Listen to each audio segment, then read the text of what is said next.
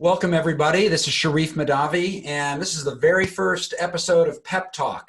In each episode, I'm going to be interviewing a thought leader, either a doctor or someone in industry, who has something to say about what the future of the practice is going to look like, particularly when it comes to how we interact with patients. And today, I'm just so grateful to have my close friend and colleague, Mark Kontos, with me. Mark, hello.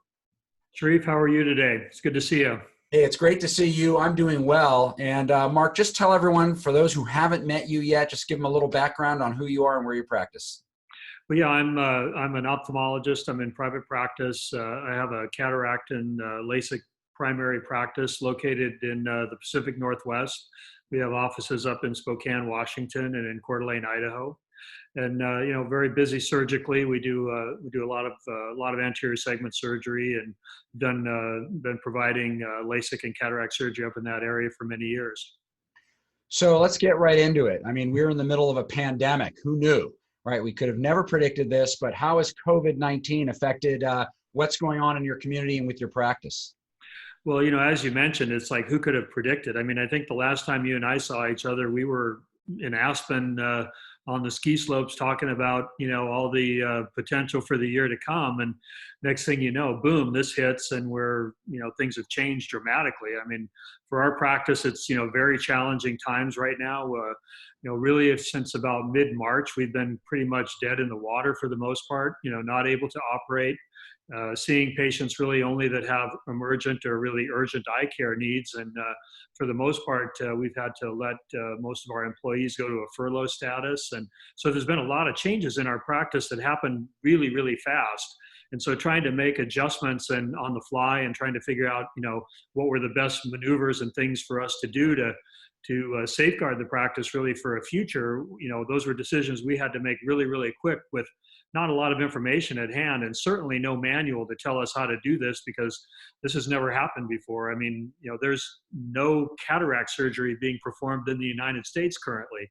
That's never happened, in history. So it's really kind of an interesting time. And all the things that we, now we have to kind of look at, what's the world going to look like when we come out to the other side of this.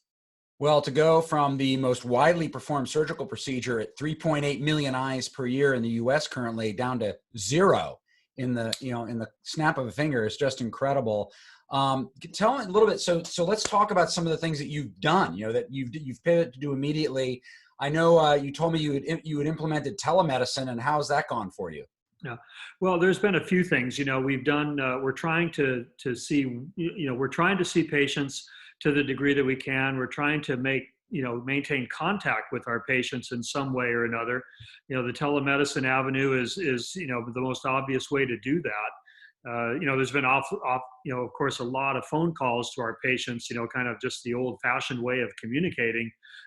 That's what we were doing first. And now we're trying to move beyond that, because we really realize that things have changed, and, and it's not clear to us exactly when we're going to get back to a normal situation. It's hard to know when patients are going to feel comfortable coming back into a doctor's office, and there's going to be certainly some resistance there. So we need to find some other avenues in which to explore, and certainly telemedicine is one, and regulatory issues that have really prevented telemedicine, and certainly in ophthalmology anyway, from being anything that was really very much that you could do on any kind of a large scale. There wasn't really a way to do that. There were so many restrictions and regulations in place. It just wasn't feasible for us. A lot of those things have been released, and at least during this critical time. So that kind of changes the landscape. So we've had to take a little closer look at this to see how we can develop a telemedicine program in our practice, and if it's something that's viable. Our first thought was, yeah, well, this is just a quick matter. We just flip a switch and we've got telemedicine in our practice. And it turns out it's really not that way. I mean, it really does require a process, and there's some resistance to it as well. I mean, there's resistance in our practice and certain people in the practice. There's resistance in the patient. So a lot of our patients are older, and when you kind of talk to them about a computer or using your phone in a specific way beyond just a phone call, that sometimes gets beyond them, and that makes them nervous or stressful. And so there's a lot of ins and outs to this, and we found that it isn't something that just happens immediately.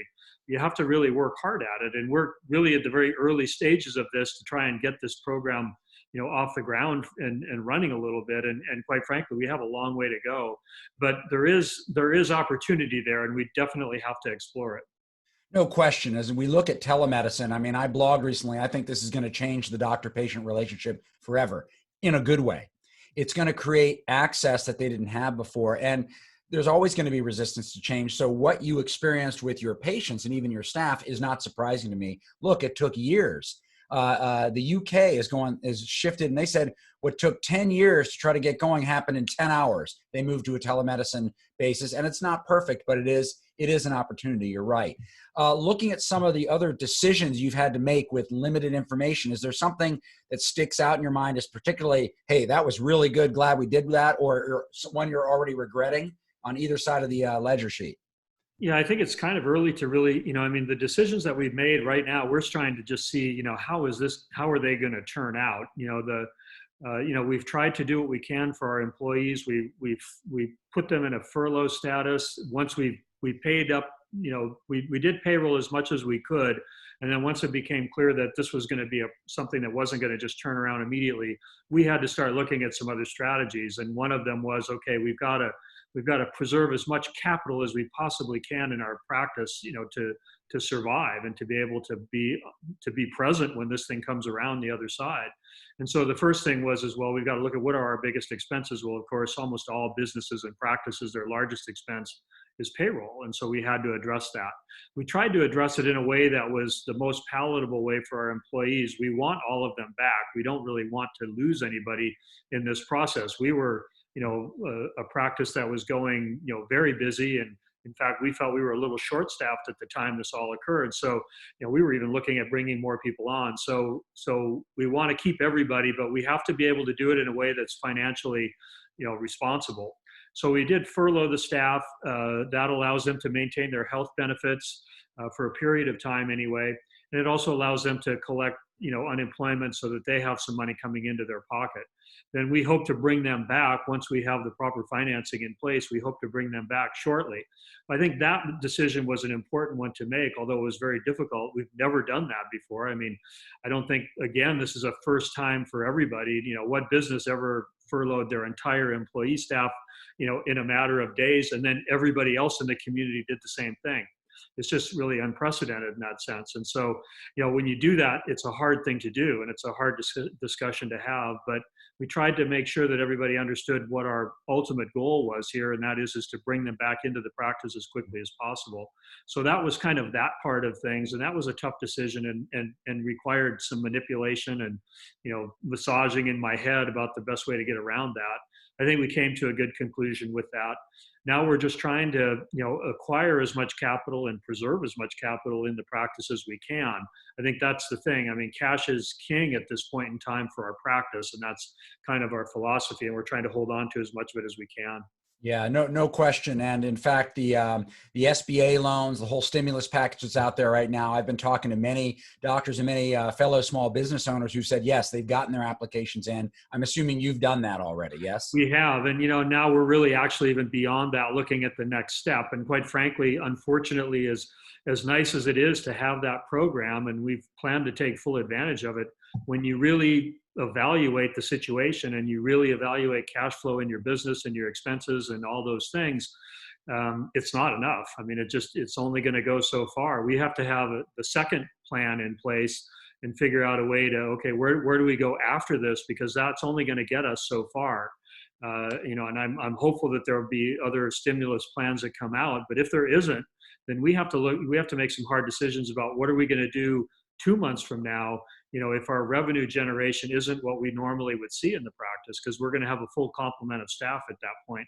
And so we're going to need to be able to manage that. So that's really the next issue with that. It's kind of the CARES Act and everything is in the books now. Now we need to move to the next phase, and it's how do we survive, the 2 months after that? And that's a challenge. And we haven't quite, come to a decision exactly the best way to proceed with that. Well, just you remind me of the last Tea Time newsletter we issued that you commented on.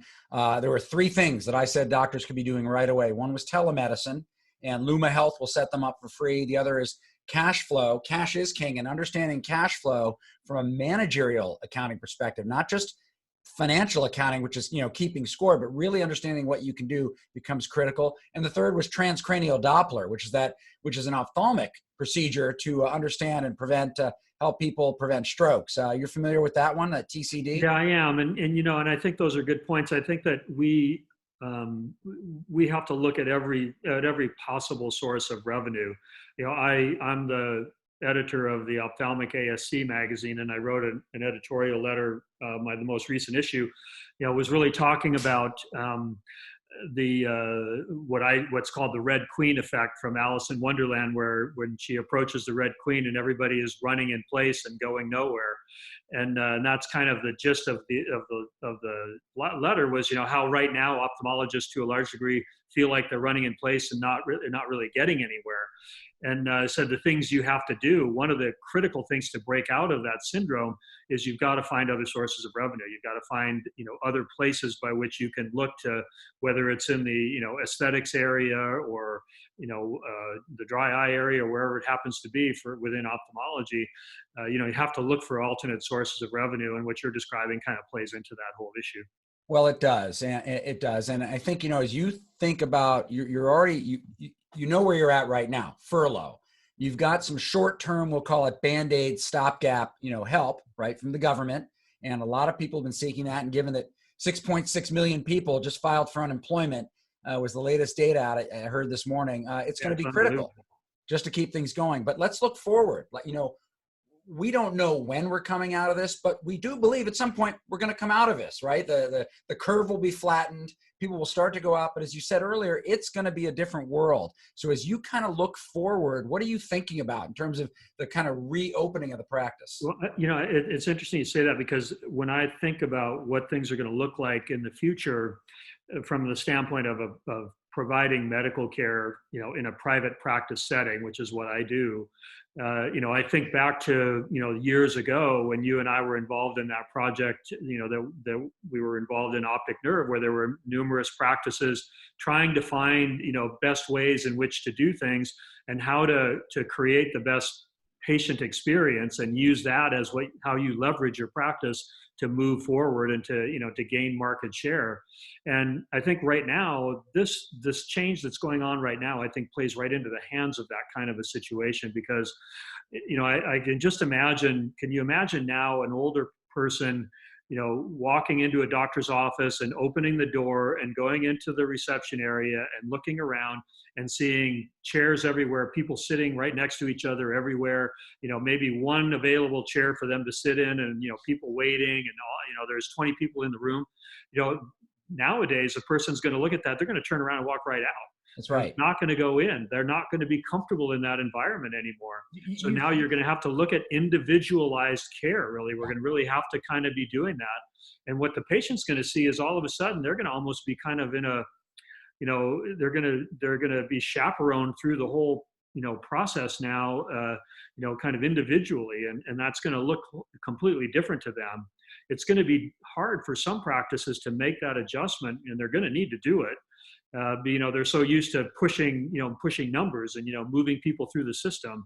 And that's going to be more difficult to do in this new environment. So I think thinking about the patient experience and, the things that we learned in that whole process, I'm going to go back and review all my notes and, try and remember, what am I forgetting, and what do I need to be doing again that I, had learned about before, to try and create that experience, because I think that's going to differentiate. People are going to be looking for that type of practice now. Well, as you know, I've focused a lot in my work in recent years on patient experience and helping doctors improve it.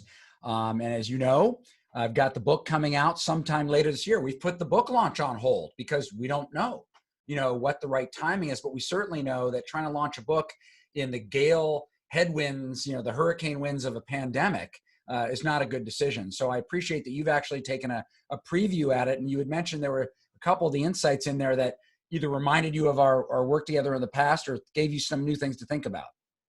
Yeah, no doubt. And I think that really, the things that information, the information in your book, is really relates to this whole idea of trying to create an environment for the patient that's something different than the standard run-of-the-mill practice.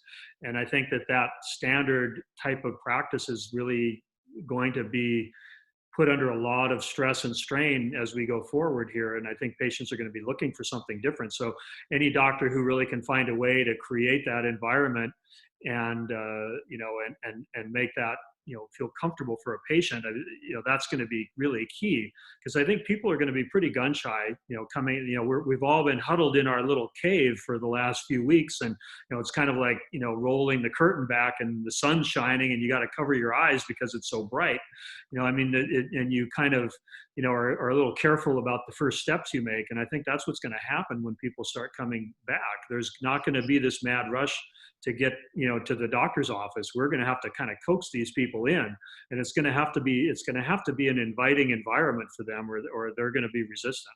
Well, it's interesting. The COVID crisis has created an opportunity, and particularly now as doctors are furloughed and, except for emergency care, are really finding time on their hands.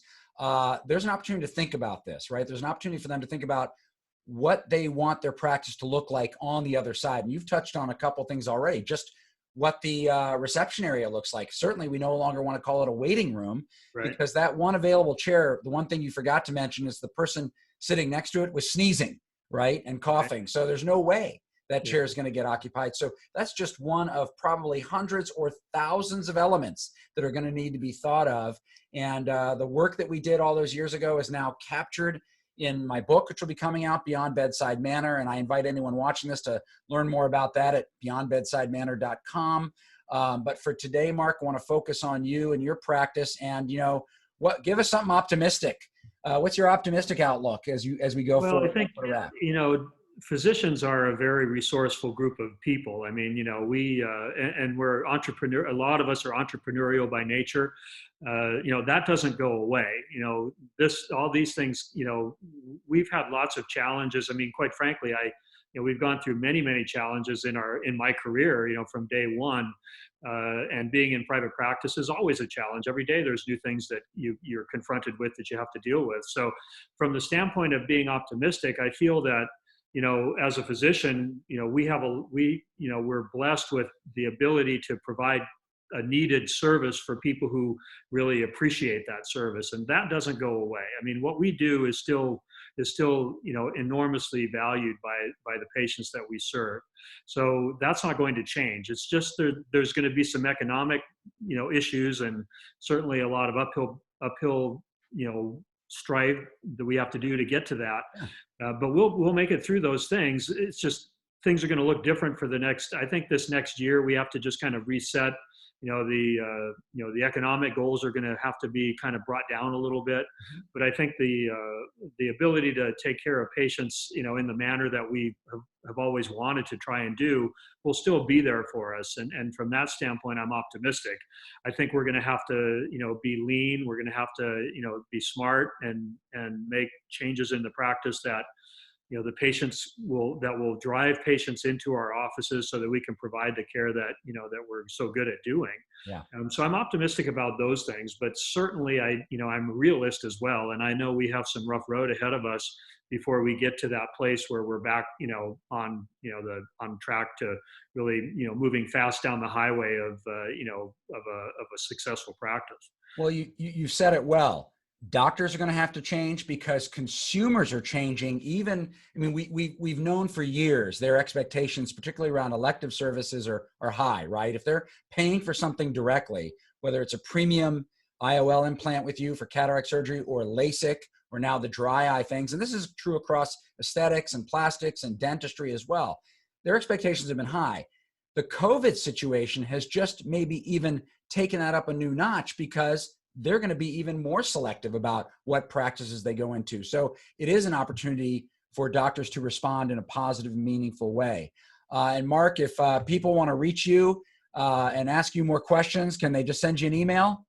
Yeah, it's fine. I mean, you can send, I can be reached at empireeye.com. That's our website. And we have a place there where people can ask questions and make comments and so on. And that's certainly a thing there. One other thing I would say too, Sharif, about all of this is that the thought that crossed my mind is when there's challenging times like this, sometimes it does tend to kind of cull the herd from, the weaker players. And we probably will see that a little bit here. It wouldn't surprise me if some of the doctors that were maybe close to retirement, maybe on the verge of kind of stopping practice or something there, you might see them go by the wayside here, or decide, I think this is a good time for me to be out. Some of the practices that are weaker or things like that, you might not see them make it through this. And so it could change the landscape a little bit there. And that's certainly an opportunity for other practices, that people who are, really working hard to try and come through this and are thinking about innovative ways in which they can, deal with this crisis or the aftermath of the crisis in terms of providing for patients, may come out ahead better off than they were when it started. It may take a little while, but that's certainly a possibility. That is, in fact, what makes our society and our country so special. It is the ability to rebound and do well. And we've seen it over and over again. And I'm confident, like you are, that we're going to come out on the other side of this and be just fine. Different, but just fine. Right. Yeah. I agree.